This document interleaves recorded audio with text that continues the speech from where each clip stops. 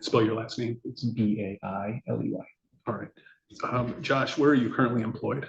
Servpro of Gauthier, Michigan. And what's your role at Servpro? As of about 2 years ago, I became an owner. And you said about 2 years you've held that position. Yep. Can you describe to the court what it is that Servpro does? Just generally. We are a restoration company, so we do water, fire, mold cleanup, any kind of cleaning, duct cleanings, carpet cleanings. So when it comes to water, so if someone has a water damage, pipe break, fridge line break, we come in, remediate the water, extract the water, set drying equipment if we need to, and spray antimicrobial to prevent any other further mold growth. And then, yeah, it's pretty much the gist of it. Is Servpro a licensed general contractor in the state of Michigan? Yes, they are. And do you happen to know the license number for Servpro? I do not offhand. Okay. If you saw that number, would you recognize it? Because there's some document you could look at to refresh your recollection about the license number. Do you want to get that document or direct me to it? Yes, if you could. Yes. Which do you have it with you? I do not. Well, I'll tell you what I have is the license number is L295633. Does that sound like the license number for Servpro? Okay. I understand that you were contracted to do some work at 5570 Quarry Road in Afton, Michigan. Yes, that's correct. You familiar with that job? Yes, I am. Okay, how is it that you're familiar with it? I was one of the first ones on site to meet my crew there when Krista first called us up. Okay, and what was your role in that project? Just to kind of oversee. So I was acting as the project manager at that time. So that pretty much states that I am in touch with Krista, kind of letting her know what's going on, the process, and in communication with the insurance company, letting them know what's going on, what we are finding, just kind of updates. Okay. Tell me a little bit about that first meeting you had at the property. Yep. So it's been a minute, so I'll try and remember as much as possible. But when we first got on site, I do remember there wasn't any power on. I can't remember if they shut the power off due to the mechanicals down in the crawl space, basement, whatever we want to call it. And so we had to bring in we have a trailer, our generator mounted trailer or trailer mounted generator to run all of our equipment. So we had to bring that in. I met with Krista on site. We kind of walked through, kind of told her what we do and how we were going to do it. And then shortly later, my crew showed up and we began the work. Okay.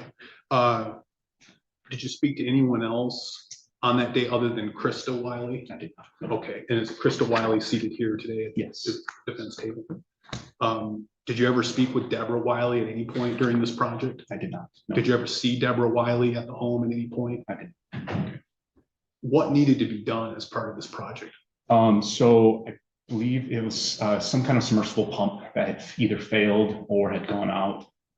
So water had filled into the basement crawl space. So we needed to extract. There was some like rotten debris down there, wood that we needed to get out. So first off, we went in, extracted, got all the water out. I believe we had to set a submersible pump too to get the kind of the water down. And then once we get it down to about an inch, we can start extracting with our trucks that has an extraction machine on it. So we took the water down as far as we could, pulled out all the debris, all that kind of stuff, sprayed antimicrobial to prevent any kind of mold growth or anything like that. And then we would set our drying equipment. Okay. And since we're talking about this now, does that type of work require any special certification or licensure? It does, yes. So in this type of scenario, we had to dress up in PPE suits, so Tyvek suits, gloves, rubber boots, and we were wearing half-face respirators as well. Okay, and I appreciate that answer. My question was really, do you get any type of certification or training to do that kind of work? We do, yes. So we have a company come in every year to test fit all of our employees for the masks. We walk through with them as far as how to properly get into the PPE, fitment, gloves, boots, all that kind of stuff. Do you know what that certification or licensing is called? Is there a name for it? I do not. I don't think there's a specific name for it. We just have a guy in Gaylord that is certified in it, and yeah, I don't know if there's a specific name. Okay. So let's go back to your conversation with Crystal Wiley at your first visit to the property. Did she ever indicate to you that someone else needed to approve the proposed work? Never once. Okay. Did it? How did it appear to you in terms of who was responsible for getting this work done? Krista, like I said, when I first met her there, we were talking about some animals that she had there, and it never occurred to me that someone else owned the property. She acted like it was hers, and it never once crossed my mind. Okay.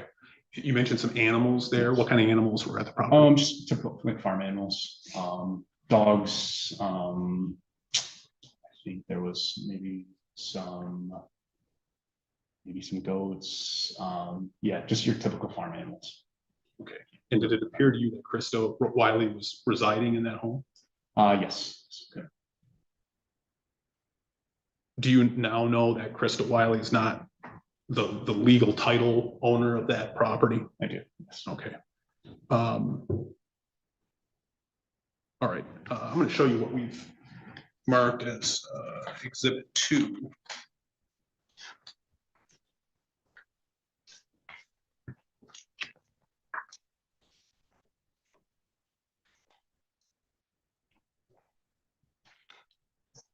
Or like a copy of the exhibits as we go? Or? Not as we go. Okay. I'll just keep, once it's admitted, then I'll receive the routine. Okay, so I can approach it. Yes.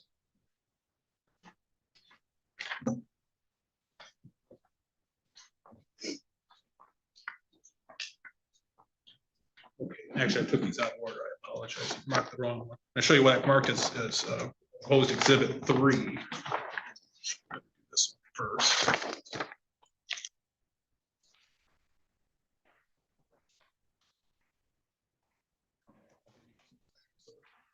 Taking a look at proposed Exhibit 3, Josh, you recognize that document? I do, yes. Okay, what is that document? It is our authorization to perform services and direction of payment, meaning our authorization, we get these signed before we start any kind of work on the property. That authorizes us to start the work, and the direction of payment means we work a lot with insurance companies one-on-one, so we can bill the insurance company directly and they can pay us directly. Okay, and is this a standard contract? Or? It is, yep, we use this on every single job. All right, how many pages is this document? It is 2 pages. Okay, is this a true and accurate copy of, well, let me ask this first. I see Krista Wiley's name on this document. Was this something you presented to Krista Wiley on the day in question? Yes. Okay. And did you see her sign this document? I did, yes. Okay. And is this a true and accurate copy of that document? Yes, it is. Okay, I'll offer Exhibit 3 evidence. Any objection? No objection. 3 is admitted. Okay, so let's turn back to Exhibit 2, the proposed Exhibit 2. Do you recognize that document? I do, yep, this is the estimate that I had written. Okay, so that's something that you prepared? Yes. Yep. And I mean, tell me, what do you mean by an estimate? So we work with the insurance companies on this software called Xactimate. It's in a software that we write all of our estimates in to get to a number for our services. So simply plugging in line items for the work that we have performed, and it pretty much spits out a price for us. And yeah. So it's an estimate writing software. And is this the estimate that was prepared for Krista Wiley with regard to 5578 Quarry Road? Yes. Okay. Now, before I offer this, I see on some of the later pages, these are dated April 24, 2024. Is this updated as the project progresses? Yep. So we take, when we first get on site, we take what we call pre-photos. We go in, take photos of what the pre-loss condition looks like, just for insurance wise, so we can prove to them like, yes, they had water or they had some type of damage. And then throughout the process, as we're drying, we do take photos as well to show progress moving along, or if we set a new specific piece of equipment, we take a photo of that. Insurance companies are super picky as far as us charging for certain equipment, like a heater per se. So we do have to take a photo of it to show them that we did in fact place it. Okay, got it.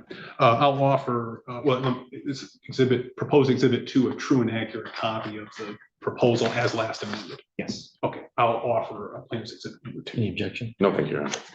2 is admitted. Thank you. Was a copy of exhibit 2, whether as last amended or some earlier draft of it, ever provided to Krista Wiley? Yes. Yep. Okay.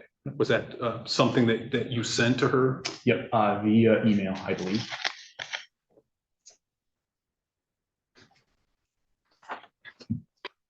Show you what's marked as plans exhibit number 4. Can I approach Judge Leonard and ask him to comment?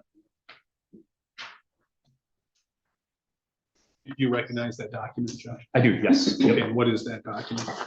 It is a screenshot off of my phone on my email, showing Krista that you can see the PDF attached there. That is the copy of this estimate. Just letting her know that we are sitting around 3,700. Okay, yeah, and before you get into Yep, what the document says, what's the date of this document? April 24th, 2024. Okay, this is a true and accurate copy of that email. Yes. All right, I'll offer plaintiff's exhibit 4. Any objection? No, thank you, Your Honor. 4 is admitted. Thank you. Now, you were about to say, Josh, what were you trying to communicate to Krista with this email? That we are currently at $3,700 as we sit. And I said, I attached the estimate for you so you can look it over. I sent it to Brittany, who is the Farm Bureau adjuster. If we have any, letting her know that if our equipment does go through the end of the week, we're going to be sitting around $4,500 to $5,000. Okay, $5,000. All right, and it was fair to say this was still just a proposal? Yes, yep, I'm just giving her some kind of roundabout number to let her know. Okay.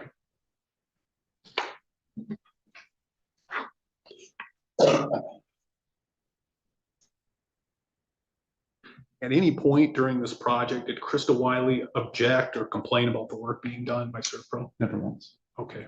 Did she express any opinion about the work being done? Yes, she did.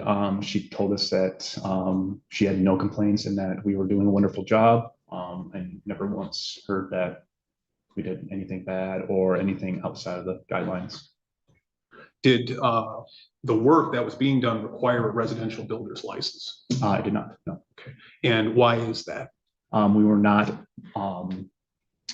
building or replacing anything. We were just simply there to extract water, remove any kind of debris, set drying equipment, and dry the materials in the foundation. Okay, so didn't require any structural modifications at all. That's Nope. fair. All right, Fair. but did require some specialized equipment and processes in order for the Farm Bureau Insurance to pay. Is that true? Yep, it's very true. Okay, you already talked about the specialized equipment. I'll have you just take a look at Exhibit 2. There's some photographs in there. Yep. Do you want to just maybe walk through those photographs? They're numbered starting on page 8. Yep. And just point out the equipment that's being used Yeah. in each of those photographs. You want me to just go through like each photo kind of thing? Yeah, if you can just Okay. identify the photographs by number Yep. and then what equipment is being depicted. So on page 8, that is a picture of one of our air movers, aka a fan, down in the crawl space basement. And then let's see. So next picture, on page number 9, there are 2 more air movers and a dehumidifier. So a dehumidifier is obviously helps take out the humidity in the air, creates a better drying zone. And yeah. Page number 10, some more air movers. Page 11, 4 more air movers. Page number 12 is a hose from our extraction truck Like I said earlier, we have extraction machines built into our vehicles that extract water. So that is a part of the hose where we extract water. Okay. Page 13, it appears that looks like the sump pump or some type of pump. I believe this was the cause of loss. So when we go into houses, we have to take a picture of said cause of loss for insurance purposes. So that was a pump that was already on site. Yes, yep, that was a pump that was already set on site. We did not set that. So some sort of sump pump or Yes. something. Yep, correct. What about page 14? Actually, you know what, Paul? Go ahead. That's that actually looks like one of our pumps. Oh, I okay. apologize. Like I said before, we did end up having to set a pump. Now that I look at it better, it is one of our pumps. So we did. That's another tool that we use. Our truck mounts cannot suck a ton of water, so we bring in a submersible pump to get the water down to a certain level, like I said, about an inch.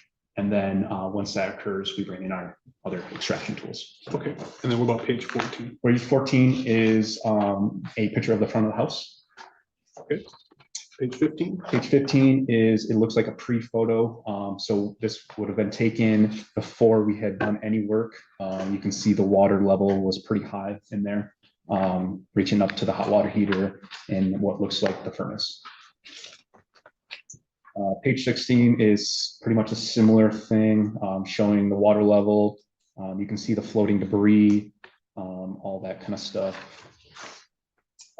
Page 17 is another pre-mitigation of showing more materials that are floating, water down crawl space. Same with page 18, another pre-mitigation photo. Like I said, we have to take as many photos as we possibly can to prove to the insurance that there is water down there, and that, in fact, that it does need to be pumped out. Page 19 appears to be a Yep, it's just a diagram. sketch of the basement crawl space. What about page 20?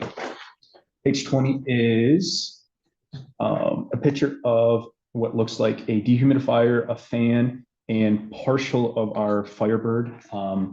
So at the time, there was not any power on. So in order for us to dry materials properly, we have to have a set temperature, which is right around about 65 degrees. So if it's cold down there, our dehumidifiers won't run properly. They'll just shut off.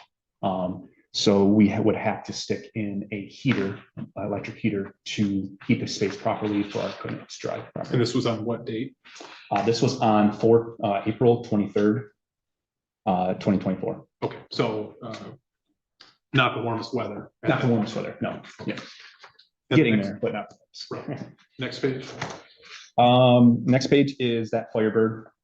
You can see the extension cords. So we had, at the time, we were still running our portable generator on site. So we had to run extension cords down into the crawl space, running to the heater. Yeah, that's just simply the heater down in the crawl space. Okay, and why don't you just look through the remaining, I think there's maybe 3 or 4 photos. Is there anything else we should talk about in there? That we haven't No, already addressed? just page 22 is more extension cords, power cables. The little box that you see kind of in the left corner there is what we call a power box. We can run a 220 cable off of our generator into this power box, and we can run more extension cables off of that. That way we're not running cables back and forth to the yard. There's just one cable that runs to the yard. Page 23 is another picture of our hose for extracting. Page 24 is a picture of our sump pump that we stuck down there to get the water down to, like I said, about an inch of water. And the last page is just another sketch. Thanks, Judge. I'm going to show you what's marked plaintiff's exhibit number 5. Okay. Can I approach, Judge? Yes.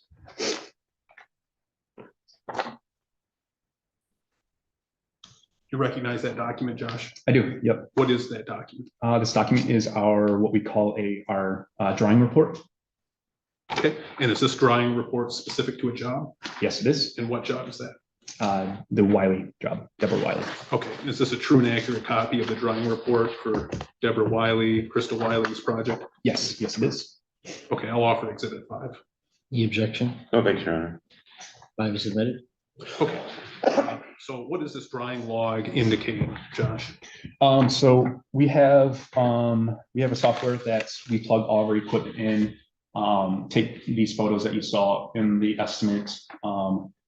It pretty much tells us how long equipment's been there. We go off of drying records. So as far as when we go back to the job and do equipment checks, we can stick in material readings, and it just shows the insurance that, yes, these materials are improving, we're drying, and it's showing that our drying equipment is actually working. This second page is just a page of, it simply shows how much equipment we set, how long we set it for, and the amount of hours that it ran for. Okay, very good. Now I see that, well, let me ask you this first. Is this document submitted to the insurance company? Yes. Yep. Okay. I see that the last date of service on page 5 indicates April 30th. Looks like some photos were taken. Yes. Yep. Or uploaded or something like that. Is that fair? That is fair. Okay. Was that the last date that work was performed on this project? It was not. Okay. And so why is it that Exhibit 5 would only show through April 30th? At that time, we had picked up all of our drying equipment down in the crawl space. So that meaning we removed all the equipment out of here. So this report would have ended on that day. Okay. And so am I correct in saying that the equipment related to drying was removed on April 30th? Yes. Okay. Yep. And so then therefore the drying report wouldn't have Yes. dates after that? Yep. Okay. So what services, if any, did Servpro provide to the Wileys after April 30th of 2024? We had set a heater inside the house because the furnace was, I believe, like I said, it's been a little bit, but I believe the furnace was still not running at the time. So I was speaking with Krista at the time, and she had animals inside the house, and we had talked about putting a heater inside the house to keep the house at a minimal temperature for the animals. So that piece was set after we left. Okay. Was that just like an electric heater? Yep, it was another electric heater, a little bit bigger than the one down the crawl space, but same concept as far as running. We had to run it off the generator and all that. I mean, what's the capacity of this electric heater? And this isn't like a little bathroom heater. No, right? it's big. It's about 4 feet tall, and it could heat probably a 1,600 square foot house. Were the Wileys charged by Servpro for providing that heater? They were not. They were only charged for the small heater down in the crawl space to the insurance. Okay. And was Farm Bureau Insurance involved at all in providing that additional heat to the home after April 30th? I do not believe so, no. Okay. And so what was the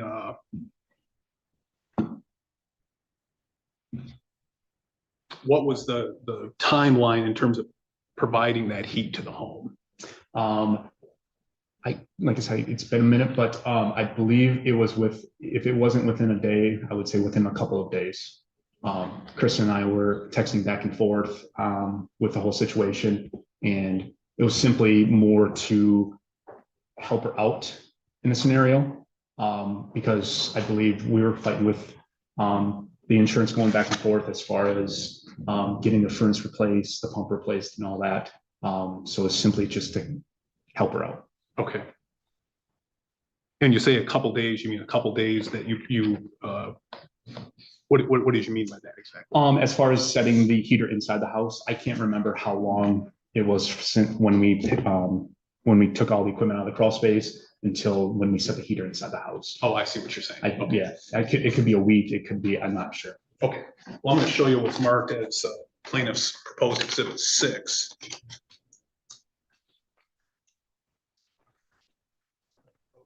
Yes. Josh, you recognize that document? I do.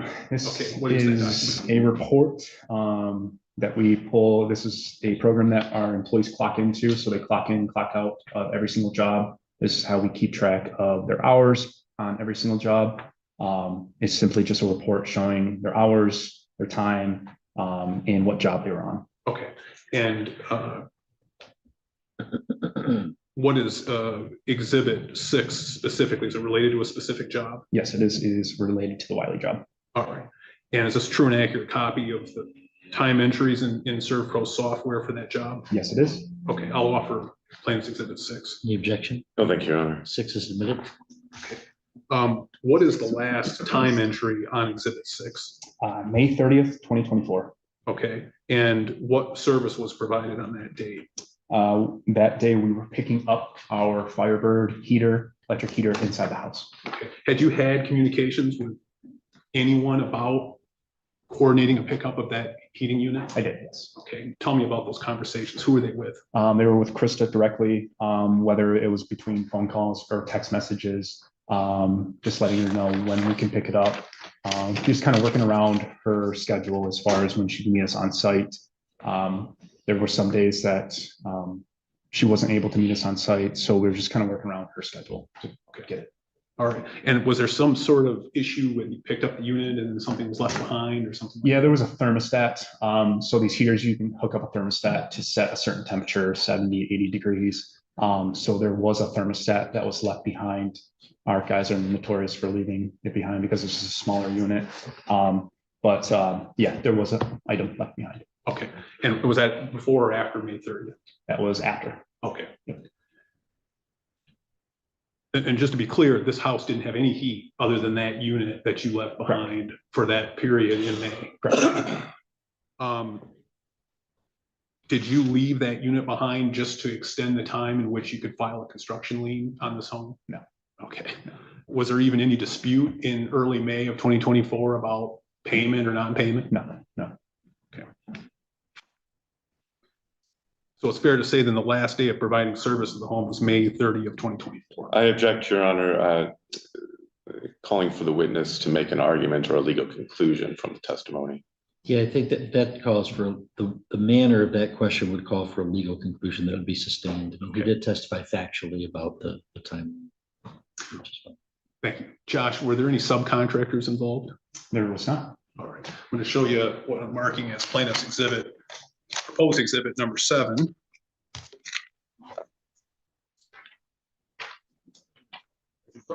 Yes. Josh, you recognize that document? I do. Okay, and what is this document? It is a sworn statement. Is this your signature on page 2? Yes, it is. I'll offer plaintiff's exhibit number 7. Any objection? No, Your Honor. 7 submitted. Okay. Josh, I think you already said this, but there were no subcontractors involved in this job working under Servpro? Correct. And is that what exhibit number 7 essentially indicates? Yes, it is. Okay.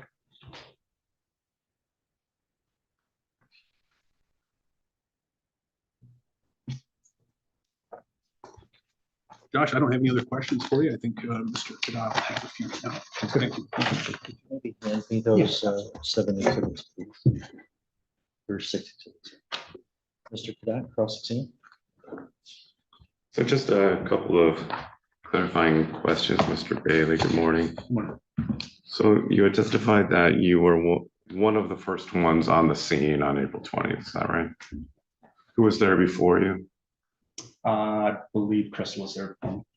No, as far as someone from Servpro, if you were one of the first ones to arrive. It would have been my technicians, so water technicians. And who were they? They were, I believe, Shelby, and I cannot remember the second one that was on site. Shelby and somebody else. So in your standard practice, do the initial technicians on site ask the customers for signatures on the contract? All right. Yep. So in this case, you testified earlier that it was you that saw Chris to sign the contract, right? Yes. Yep. So what caused the variation in the standard practice as opposed to the first technicians arriving on the site having her sign it, but instead you did? I was there when she was signing it. So our technicians have an iPad that we do all of our programming off of, that we run the software off of. And so I was there when they signed it with my technicians. And so who inputted the data, the name and address into the contract? it automatically gets submitted in through Farm Bureau. So we get an assignment sent through, and it gets put into our system, and it automatically puts in the name.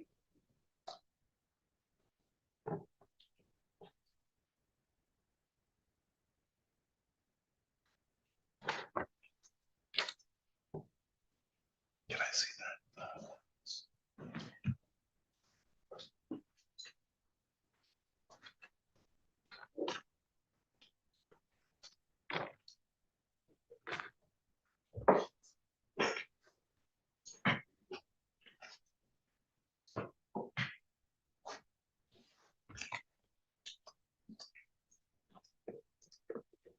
All right, Mr. Bailey, I'm gonna approach you with exhibit or proposed exhibit A. Do you recognize that? I do. It is the thermostat to the Firebird electric heater. Your Honor, I move for the admission of proposed exhibit A as exhibit A. Any objection? I don't have an objection. A is admitted. Is that the device, Mr. Bailey, that was left behind after May 30th? Yes. All right. I don't have any other further questions for this witness, Your Honor. No,